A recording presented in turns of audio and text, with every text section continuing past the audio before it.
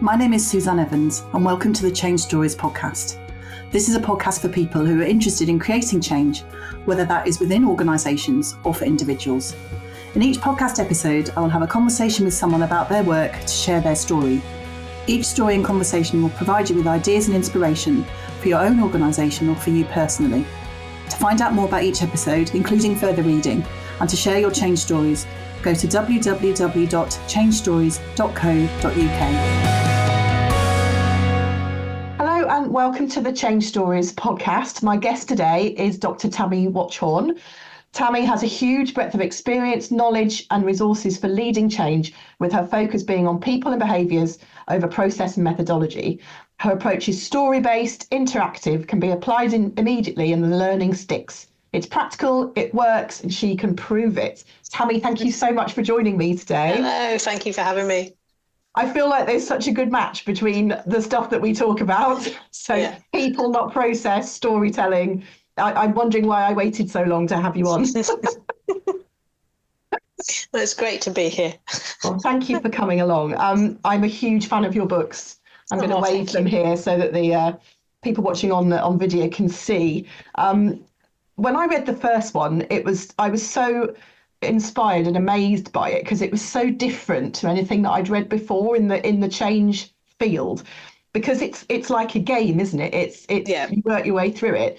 For anyone who hasn't read it, the Change Ninja Handbook, it's such a brilliant book, and it reminds me of books I read as a child where you get to the end of the chapter and you have to make a decision, and that's where you go next.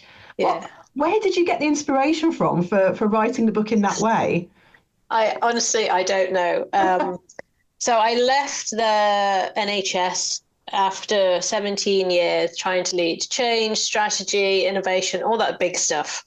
And I failed quite a lot, but I had so many funny stories because I learn from failure. I always learn, if you get it wrong, just learn from it, learn what to do differently next time. And there were just so many funny, they were funny to me, stories. So I wanted to get them out there. So how do I get them out? Everyone's got stories to tell. We've all been there, done there, got the T-shirt. And I'd also read lots of change management books and how to do things. And they're all written from quite an academic perspective. People who sit in ivory towers and have never been in a workplace in their life other than as a consultant. And I knew that it was all about people. So I thought, how could I sell? I thought about, can I do it as a diary? Lots of ideas. And then I came across an old Choose Your Own Adventure book. And I used to love them, as you said. The books that just keep on giving, because when you finish them, you start again and you go on a different adventure. And because it was a book about learning, it's like, well, you can choose. You make the decision as the reader.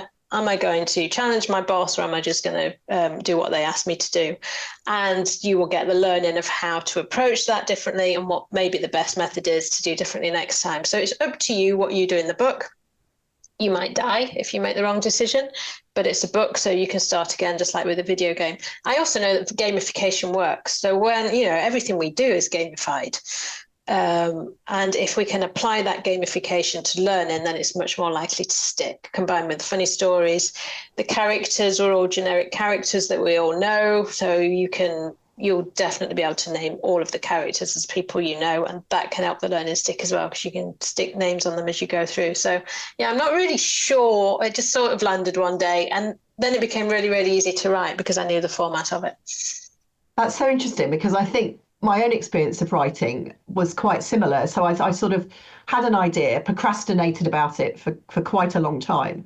But once I got going and once it was in place in my mind, then it was like a tap that I couldn't turn off. It just flowed out of me. Yeah.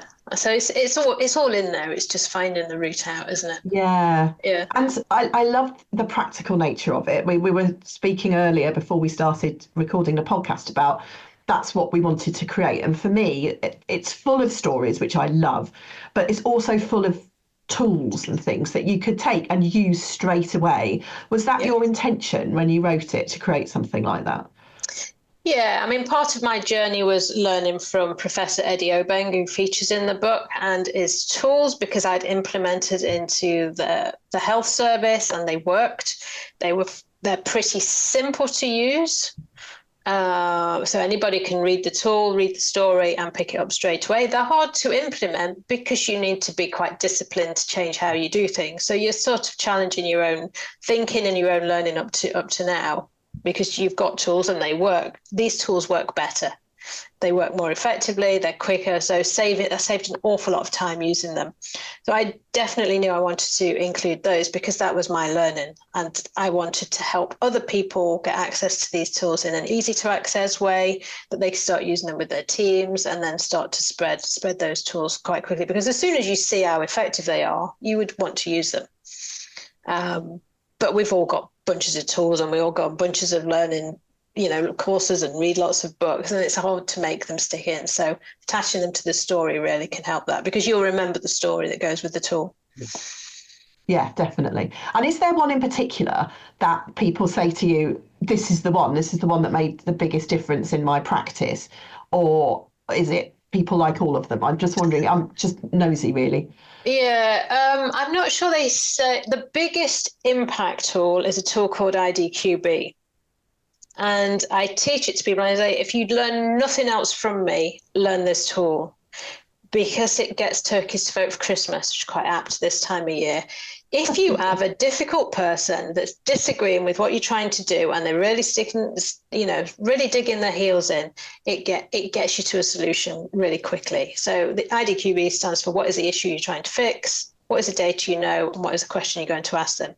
The issue isn't about agreeing to the solution. The issue is why you need the solution in the first place. The data is facts and figures, so there's no emotion. There's no opinions. There's no views. And the question is the killer question to get them to either tell you why they're not agreeing or to ask you how you can help them fix this issue. And 99% of the time, they will agree with what you're trying to get them to do. It works every time. So it's the most impactful tool in that toolkit, I think. It's probably the hardest to do and do well, so you need to practice it. And I just say practice it at home, practice it with the kids, practice it with hubby or wife. If you want the dishwasher loaded in a different way, or the bins taken out on time, or the shoes put in the cupboard, it absolutely 100%, well, not 100%, but 99% of the time it will work. The 1% it doesn't work is because they know something you don't know, so they'll give you fresh data that means you've perhaps got the wrong solution, but you'll still build a solution together. I love that. And I can imagine people would find that so useful, because those sorts of conversations are the ones that really people find uncomfortable, right? Yeah, they're the difficult ones. The person who's been really difficult and you know that they understand it. And they're the people that you swear about a lot when you're in safe company. Oh, we've all been there. I've even used it on Eddie, who taught me it all, and he didn't notice that it worked, and I don't think he noticed I was doing it. So I feel like I've mastered the tool, but it really, really needs practice, because it's hard to get the right issue and it's hard to get the right question. You truly are a ninja. You can do something like that. So let's go on to your new book. So The Change Ninja Returns. So this came out in November 2024. Yeah, about a month ago. Yeah, so not long ago. And this time, and the subtitle of this is, and this time it's personal. So this is where, and you talk at the start of the book about how you went through a really life-changing event, and you applied what you'd learned and what you'd written about in your previous book to your own life. And what I couldn't believe when I read this was that actually you were going through all of that whilst you were in the process of launching the first book, which I couldn't believe. Hats off to you for managing to keep going. Yeah. And I hadn't planned to write a second book at all. But I went through this life-changing thing. The first book was coming out. I didn't know what life was going to look like. I had to sell my home. And I don't want to sort of give too much away. But I kind of woke up the day after it happened and I thought, how do I manage this? Because it's going to be really hard work. I've got a lot going on professionally. I wanted to change some bits of my life anyway, and this was sort of a stepping stone towards it, but I was in the midst of grief and anger and all the things that came with what had happened. And then I thought, well, talk about neuroscience, I teach neuroscience, I teach all of these change management tools, and I tell everybody that they work. So if they work, they'll work on this, because this time the stakes are really high. The emotions are really going to override decisions and logic. So I really need to apply that thinking to myself. And I did. And as the year progressed, and the more I told the story, I mean, your book's around telling stories, and I chose to tell my story my way, in a really positive way. It was, there was a lot of emotions around it, negative emotions, but I chose to tell my story in a positive way. And the more I told it, the more it resonated. It just became book 2, because the story was just working for other people as well. I think it's such a wonderful book because it's so different from a lot of other, I don't want to say self-help books, because I think that does it an injustice, because it isn't.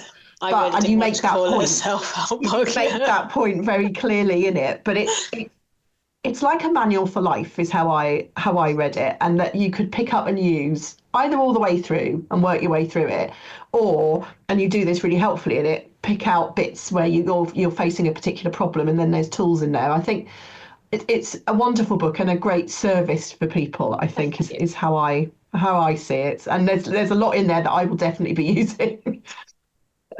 And I think, none of the tools in there are difficult to do. It's all quite simple. The trick is to recognize that you need help and you're in an emotional response state. And I don't mean emotional, you're crying or shouting and screaming from your lungs, but something's happened and you're responding with emotion. So if you've got a negative feeling associated with it, it's an emotional response, recognizing that can really help you shift it. Just recognizing this isn't going to help me. I need to calm everything down a bit and work out what I'm going to do next. There'll be time later for the tears and the tantrums and all of that, but now is not the time.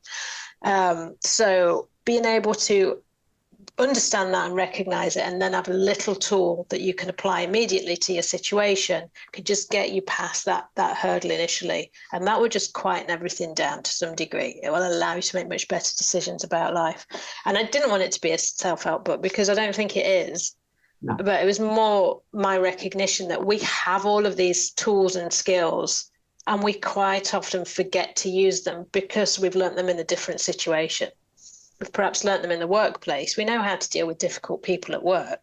Why don't we use those skills at home when dealing with the kids? And some of us might, but we sometimes forget to use those skills that we have in different situations. And I think that for me came out really strongly, this idea of really paying attention to the kind of physical feelings that we're having, which of course is by emotions as well. That's what makes us feel that way.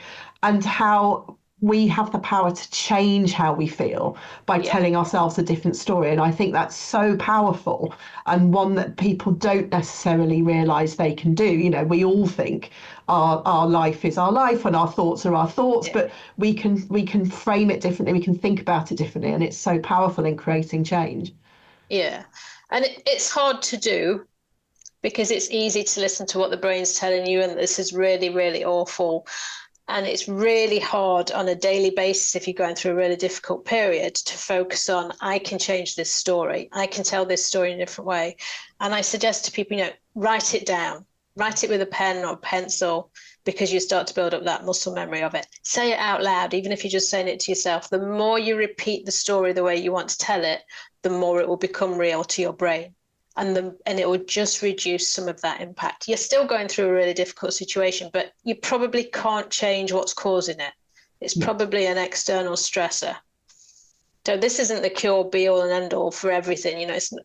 There's still the bad stuff to deal with, but it just gives you the space to deal with it in a much less emotional and much more logical way, which will probably end better for you. So just keep telling that story the way you want to tell it. And I think I can so relate to that from my own experiences. So when I was doing my doctorate, I hit a real brick wall, and took a break from it for a while and got some coaching, and really couldn't get to the bottom of why I was struggling so much. And through a long process of sort of reflection and really skilled support from my coach, what we got to the bottom of was I was basically scared of finishing because I didn't want to show it to anybody because I thought they would laugh. And the story I told themselves was, I've been out of academia for a really long time. I can't write this way. I'm going to write it and then I'm going to sit there in my Viva and they'll all laugh at me. And it wasn't until I actually said it out loud and then my coach said to me, is that true? Can you actually imagine that happening? And I was like, no, why would that happen? But you realise I've been telling myself a story and it was not helping me. It was not servicing me. And I think the trick is to remember or recognize that your brain's made up the story, probably subconsciously. You've not sat down and said, this is what's going to happen. It's just, it's happened to you. Your brain's told you this story and you're believing it. Because your brain's telling you that story, that is your reality. So trying to remember that your reality is not actual reality. It's not out there in the world. It's just the story you've told yourself, possibly from a subconscious place, which means you have to challenge your own brain and your own thinking, which is really hard to do because your brain's telling you this, you think it's right. So noticing that's going on and challenging your brain and saying, this is not the story I want. So it's simple to say, it's hard to do, and you have to keep repeating it and repeating it. But you can create a different reality because that reality is based on a story. It's not based on any facts or data. It's just thoughts, and your thoughts aren't real. They're just real to you in your head. So you can challenge them and shift them. And I think that is such a powerful learning from this book, both for people going through change in a professional capacity, but also in a personal capacity as you were, because I love the fact you use David Rock's scarf model in there, which is one of my absolute favourites, because that is all of the reactions that we might have to something that we find difficult. And, we can recognise that and recognise how we feel. And then, as you say, try and challenge it and change it. Yeah. And I love the scarf. So I was teaching it yesterday to a team who were going through a reorganisation. All their jobs are at risk. It's 2 weeks before Christmas. So I said, what's causing you pain? And a lot of it was uncertainty. I was like, does anybody know whether your job's safe or not? And they're like, probably not, no. So don't focus on it. If you focus on trying to find out data, you're just focusing on the thing that's causing you pain, which is going to make more pain. So focus on something that's not causing you any pain.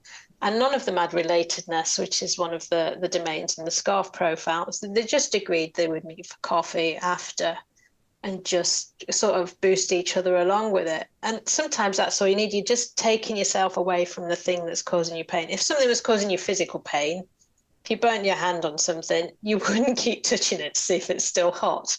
Exactly. When it comes to social pain, we keep going to the thing that's causing the pain in the first place.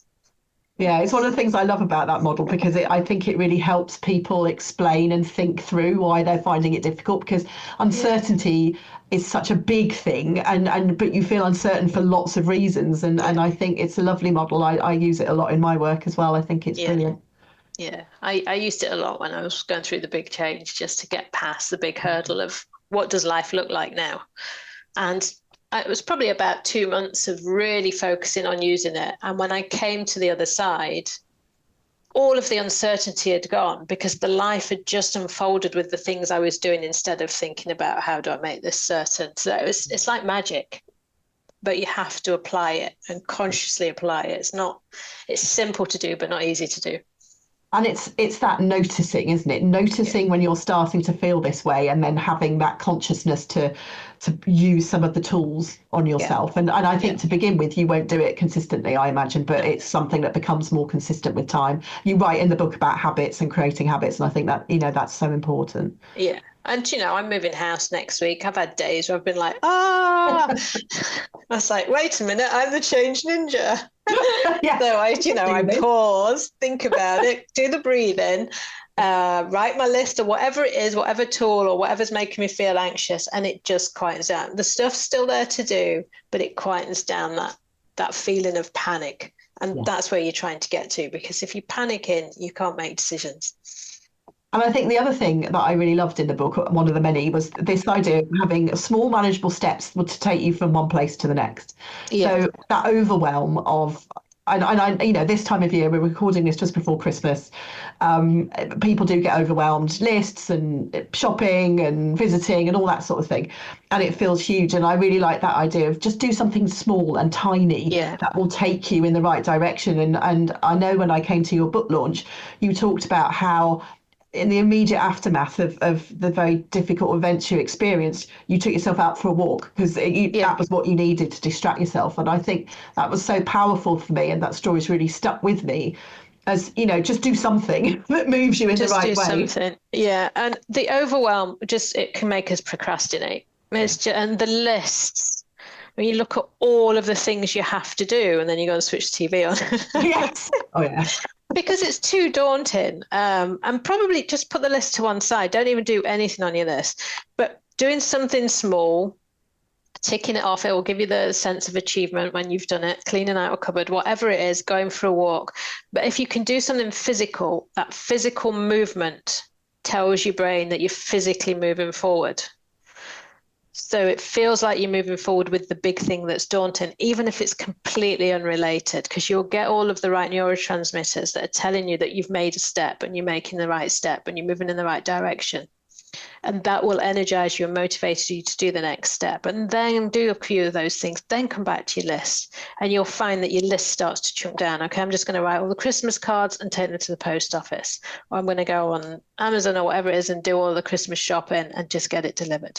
But just do it in very, very small chunks and celebrate when you've done something rather than looking at the list of things you still haven't done. Because that, again, it gives you the right balance of neurotransmitters and hormones that just make you feel better. And we don't do enough of that in the workplace either, I don't think. No. So we're constantly doing a change program. We're constantly looking forward. We're constantly looking at the plan and what do we need to do next and what's next on the list, rather than looking back and thinking about, do you know what, we did that and we did it really well. It just never happens. Yeah, and I work with Eddie still, and we meet for coffee every day, and we do something called catch up. So we just say, what have we done since yesterday? So we get the nice dopamine endorphin rush because we've done all this stuff, and then what we're going to do today. And that we have a big strategy, we have a big plan, but we only focus on the here and now, because there's no point worrying about the thing that we need to do in 3 months. It's just using up brain space and energy, which is tiring. But also, we don't know what that thing really is, because a lot of things could happen between now and 3 months. So by breaking it down into what do I need to do now, rather than starting things because they need to be in 3 months and we've got half an hour spare, you're probably just wasting your time. So just focus on small chunks, manageable, here and now, celebrate what you've done, and then think about the next small chunk. I like that. I think we all need to do more of that at work and in our personal lives. I think I'm a great one. I love lists. Love writing a list, but sometimes I write things on my list that I've already done so that I can tick them off and then I feel happy. It's good. And 3 years ago when I moved house, I had this huge list and I was getting in a real state. I need to change the vets and the insurance, and I couldn't do any of that until I had a set date. But I was thinking about it all the time. So I did there's a tool called Sticky Steps Planning, and that just breaks it down into big chunks. And then you just move everything off your list apart from the current chunk, which is the things you can do now.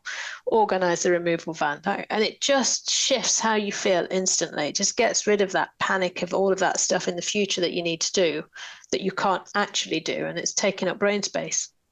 And it is that fear, isn't it? Oh, if I don't write it down, I'll forget. And actually, by moving it somewhere else, you don't have to think about it anymore. It's gone. Yeah.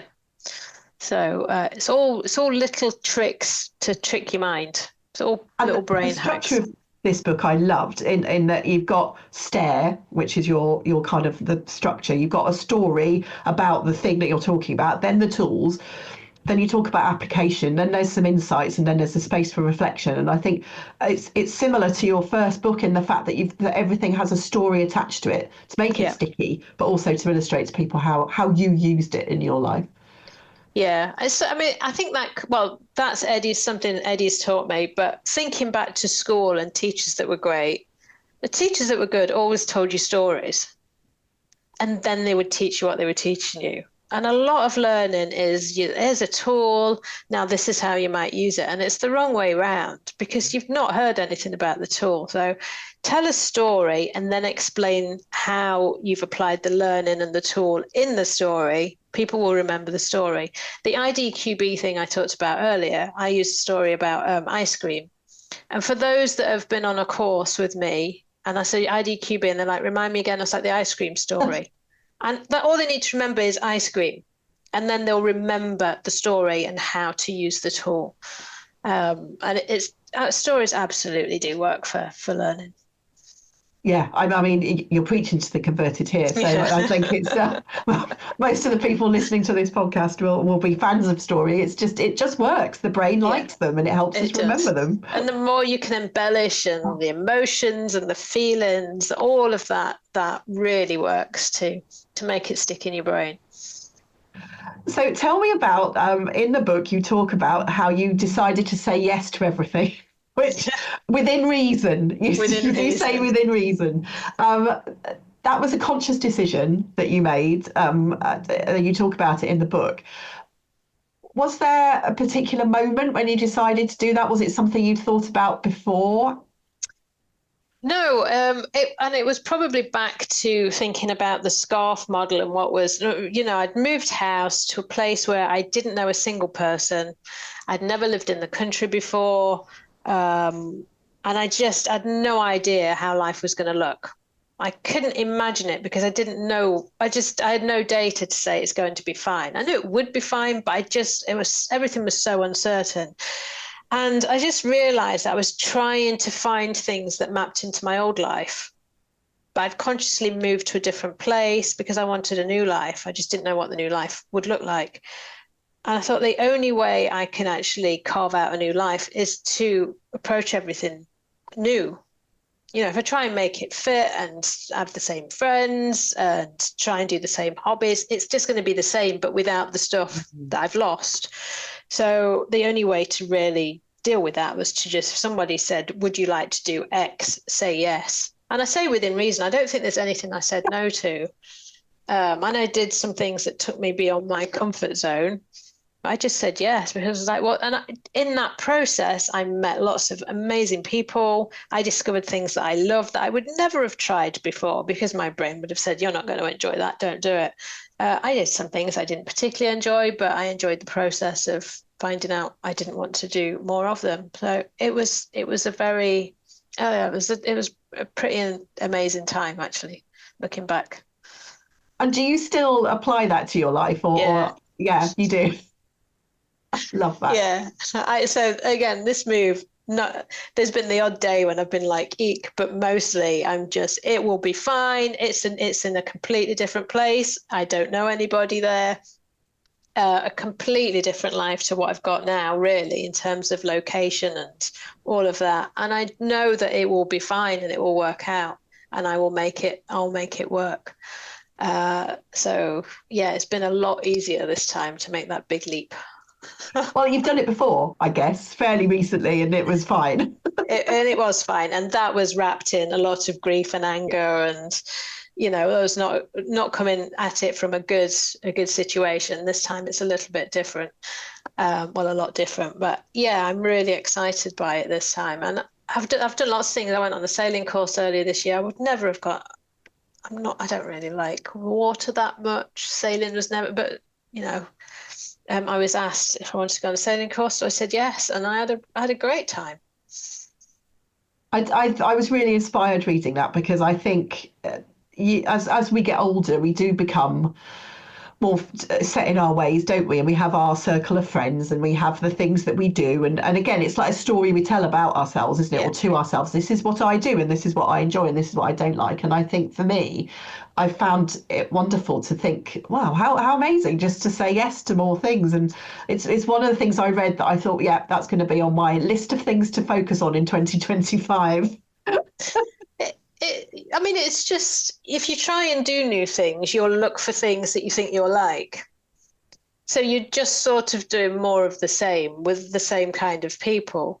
So when somebody said, do you want to go cold water swimming? I was like, no, but I had to say yes. And it's the best thing I've ever done. It's absolute. And there's no way I would have consciously agreed to do that unless I had this rule. But you don't know, because you look for things that are familiar and pattern. It's really hard to go and we've all had a go at doing something completely different, I know, but actually forcing yourself to go and try lots of new things. And even if you do it, if you make the choice to do that, you'll probably still look for things that you'll think you'll like. So if you're doing that, go and do something that you think you'll hate, salsa dancing, or I've got 2 left feet. Just go and do it, because you just don't know and something good will come out of it. You'll get something, some insights, some new people, whatever it is, but you'll find something out that you wouldn't have found out doing things that you think you'll like. It's a good motto. And Pete, who produces this podcast, and I hope he doesn't mind me telling this story, but he had a special birthday and he asked people to buy him something that they liked doing. Nice. But they didn't know whether he would like it. Yeah. But they wanted it. And so it was like going to a concert, going to an event. And it was all things that he said he never would have gone on himself, but they liked it and they wanted to share it with him, and he said it was wonderful. He did so many cool things. And there are things that you wouldn't pick for yourself, and some of them you'll love, some of them you won't like. You probably found out things about some of the people he knew that he didn't know, because you're getting an insight into them. So it's very, I don't know, liberating is not the right word, but it's just a really nice way to see the world, I think. I agree. It's definitely on my list of things to do next year. Is to. I'll think of something and suggest it for you. Yes, please do. Well, at your book launch, I said I'd come and swim in cold water with you, which I immediately regretted, remembering that you live a lot further north than me. But yes, think of something for me to do. I will.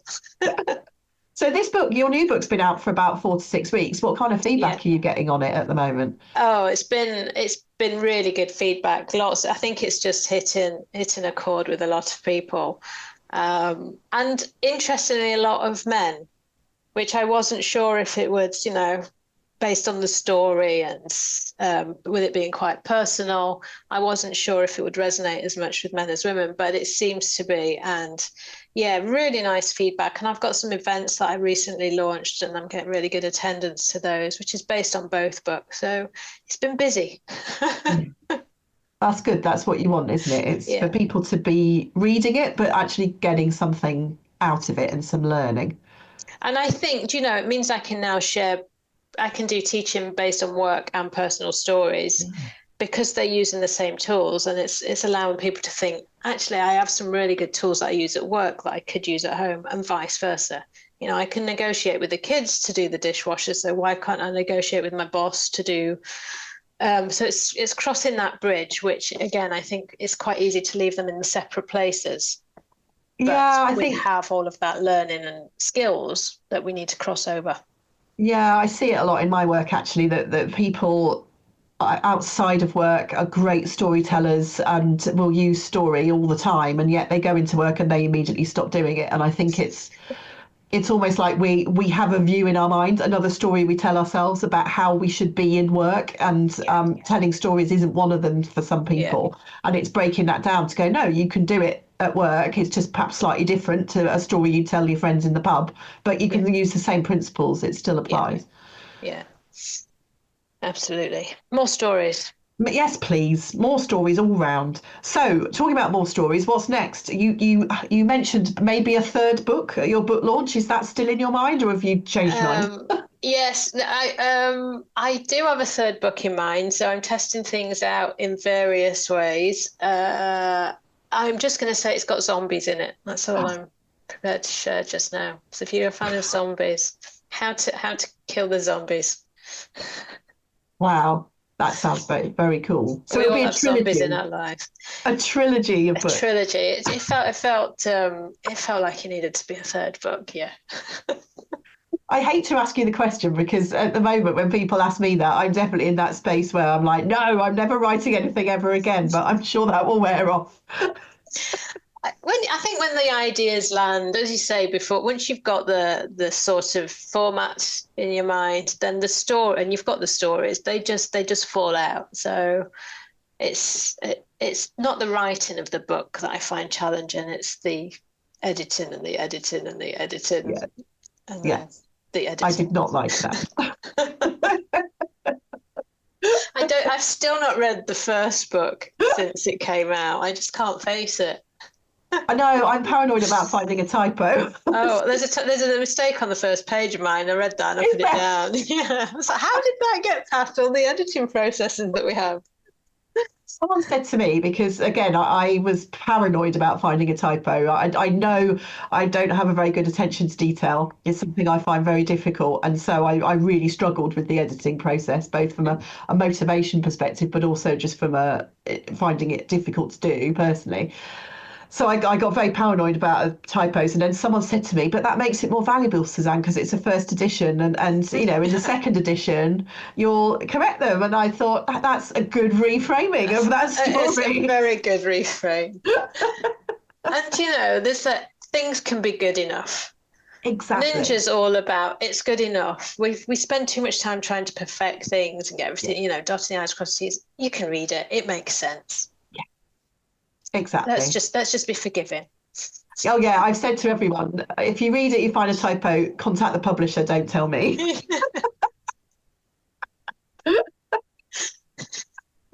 So, if people want to find out more about you and your wonderful work, where should they go and look for you? LinkedIn's a good place. There's only one of me, or www.change-ninja.com. Best two places, and you'll find my email and all of that. There's a lot going on. I've got free events running just now once a fortnight. So if anyone's interested in that, just get in touch and we'll add you to the list.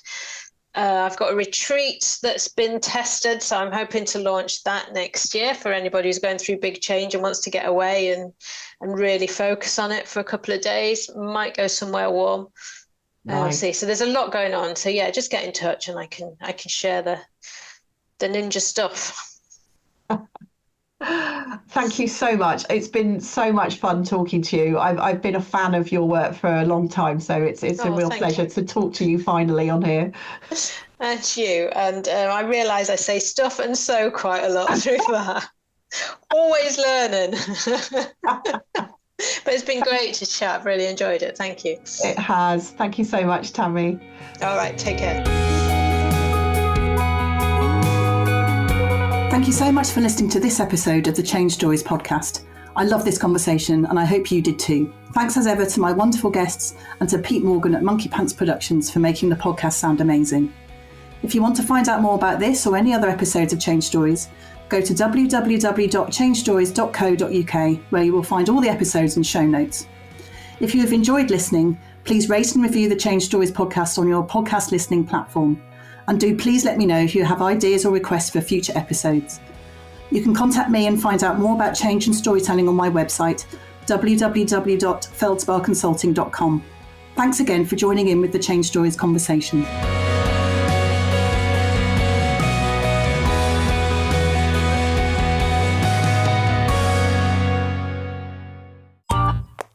This has been a Monkey Pants Productions podcast.